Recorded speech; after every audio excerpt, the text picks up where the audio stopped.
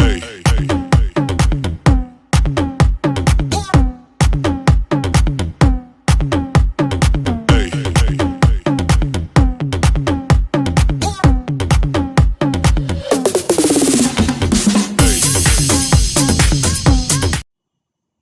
assalamualaikum warahmatullahi wabarakatuh.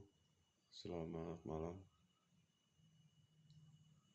Selamat berjumpa kembali bersama Virus Smart Official TV inspirasi kita. Pada kali ini kita akan memberi review tentang mesin tetas sederhana, ya. Jadi ini mesin tetas sederhana kita. Ini muat 50 butir ya. Jadi ini kelembapannya ada di bawah. Ya. Kelembapannya ada di bawah. Ya, ini kita pakai set otomatis ya. Jadi pakai termostat. Jadi pada temperatur 39,0 mati. Nanti nyala lagi di temperatur 37,6 ya. Kita pertahankan suhu di temperatur 38 ya. Jadi ini kita pakai bahannya kardus ya, bahan kardus. Ini lebar panjang kemarin 60, lebarnya 30 ya. Ya, ini kita modifikasi, kita kasih apa itu? Kita kasih plastik ya, ini dari plastik ini bahannya, bukan dari kaca. Jadi nanti bisa dilem ya. Jadi ini kita pakai termostat otomatis ya. Jadi tadi di suhu 37,6 dia nyala lagi ya. Ya, suhu 37,6 nyala lagi. Nah, nanti dia mati di temperatur 39,0 ya. Ini telurnya kita tandain untuk memudahkan pembalikan ya. Jadi telurnya kita tandain ya, jadi untuk pembalikannya biar mudah. Jadi untuk men-set kelembapannya untuk mesin tetas kita pertahankan di antara 55 sampai 60 ya. Goyang-goyang di 57, 56, 58 lah di situ. Jadi kita kelembapannya seperti itu. Jadi ini kalau kita mau nambah air untuk kelembapan ini ada, jadi nggak usah dibuka-buka, kita bisa tekan seperti ini, air sudah masuk ke dalam ya. Jadi biar tidak terlalu sering dibuka, jadi kita buka hanya untuk istilahnya membalikkan aja. Jadi untuk proses membalikan kita balik 3 kali ya. Nah, ini posisi mati di posisi 39,0 ya. Ya, jadi untuk menstabilkan seperti itu ya. Ini kita ada 2 percobaan untuk mesin tetasnya ya. Kalau yang ini kita pakai sensor digital ya. Kita pakai sensor digital. Dan yang satu lagi itu tidak pakai sensor digital ya. Jadi benar-benar manual ya. Ya, jadi mungkin dari sahabat-sahabat ternak akan bisa memilih mau pakai sensor atau mau pakai yang benar-benar manual. Jadi kita harus bisa men-set temperatur yang kita inginkan ya. Jadi antara 37,5 sampai 38 lah. Jadi temperatur yang sangat ideal ya. Jadi kelembapannya sama juga di ring antara 58, 57, 56 udah oke. Jadi untuk penanganan telur tetas ini ya, jadi kita lakukan pembalikan. Jadi di hari pertama tidak kita balik sampai hari ke-1, kedua, ketiga. Untuk hari keempat baru kita mulai pembalikan. Pembalikan kita lakukan 3 kali, yaitu jam 7, jam 14, dan jam 22 malam. Jadi diusahakan untuk on time pada saat jam pembalikannya supaya terjadi siklus yang merata nanti panasnya ya. Jadi itu dengan sistem pembalikan itu panasnya itu akan merata ya, karena pada saat kalau kita lihat ya, sahabat-sahabat ternak lihat, untuk pada saat si ayam ngeramin kan paruhnya suka masuk ke dalam telur. Nah, itu fungsinya untuk membalikan telur ya. Jadi perbedaannya kalau telur dieramin sama induknya itu terjadi suatu ada proses induksi ya. Jadi ada proses induksi atau mengalirkan panas dari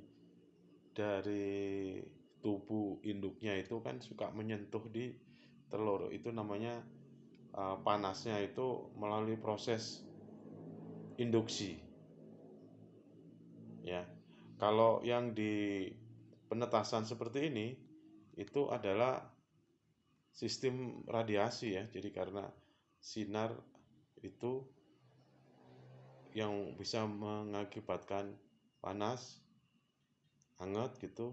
Terus yang kedua adalah proses evaporasi, penguapan. Jadi dengan panas yang dari lampu itu kita mengarah ke bawah, yang di bawah ini ada isinya air kan, jadi akan menguap ke atas. Ya, itu akan terjadi uap panas. Jadi kalau yang di mesin tetas itu tadi sumber panasnya itu bisa dari radiasi, dari apa itu sinar, pancaran sinar. Yang kedua adalah dari evaporasi, penguapan air. Itu ya. Dari penguapan air itu akan menimbulkan panas yang diterima oleh telur. Ya, jadi untuk pembalikan tadi sudah kita sampaikan. Jadi untuk melihat telur infertil dan tidak infertil itu di usia 4 atau 5 hari. Ini baru kita masukin kemarin, jadi masih kurang 2 hari lagi. Nanti kalau pas kita handling peneropongan, nanti akan kita share kembali seperti apa yang infertil dan tidak fertil, yang menetas dan tidak menetas, itu akan kita sampaikan.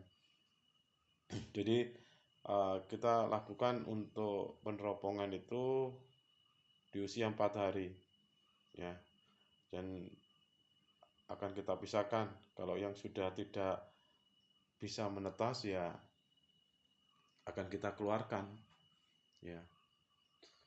Ini temperatur 37,8, nanti 39 ya, nanti akan mati sebentar gitu ya. Jadi seperti itu. Untuk penataan telur jangan berdiri ya, jadi ditidurin aja. Jadi seperti ini ya, dengan posisi itu. Ini posisi mati 39,3 ya. Jadi itu hal-hal yang terpenting adalah kita harus bisa menjaga kelembapan ya. Panasnya itu jangan sampai 40 ya.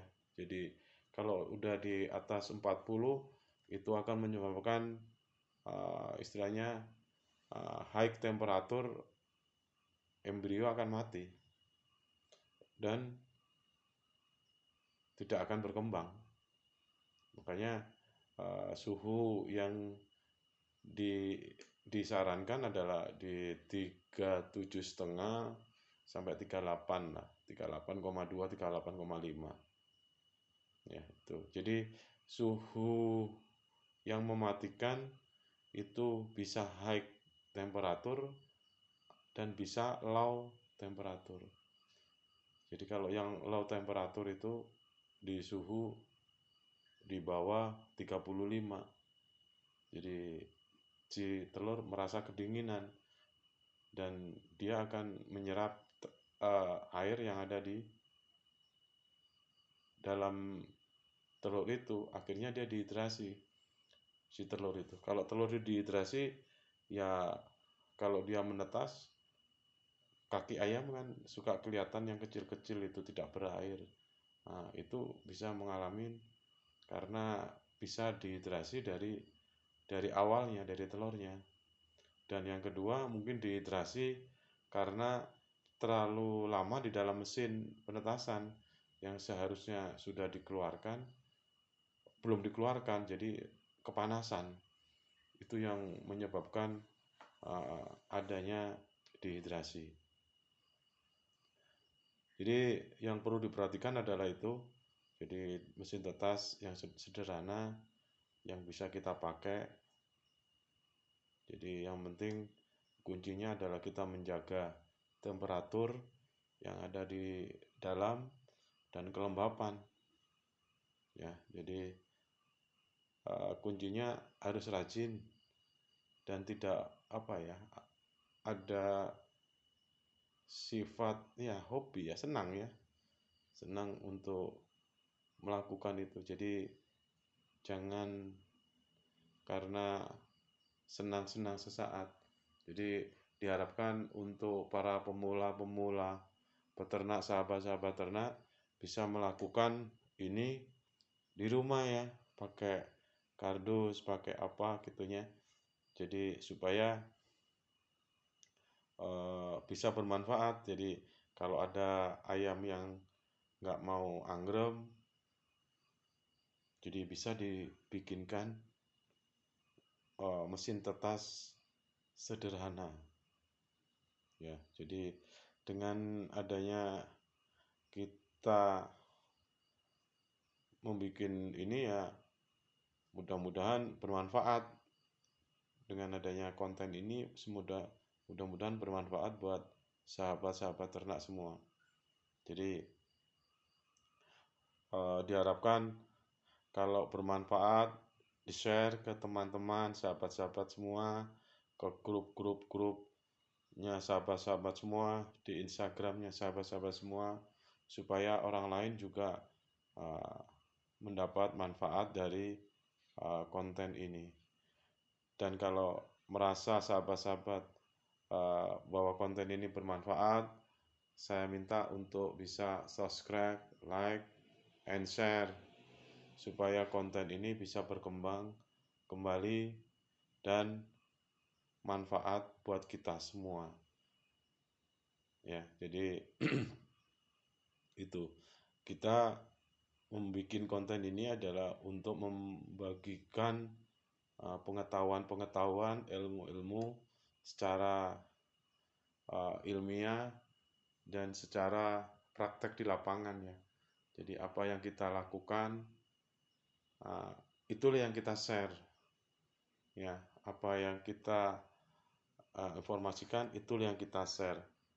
Ya, jadi supaya kita berbagi, kita mempunyai nilai manfaat buat orang lain. Jadi mudah-mudahan dengan adanya konten ini bisa memberi suatu motivasi lagi untuk kita ke depannya dalam usaha peternakan ayam kampung skala rumahan. Oke sahabat-sahabat semua, saya ucapkan terima kasih.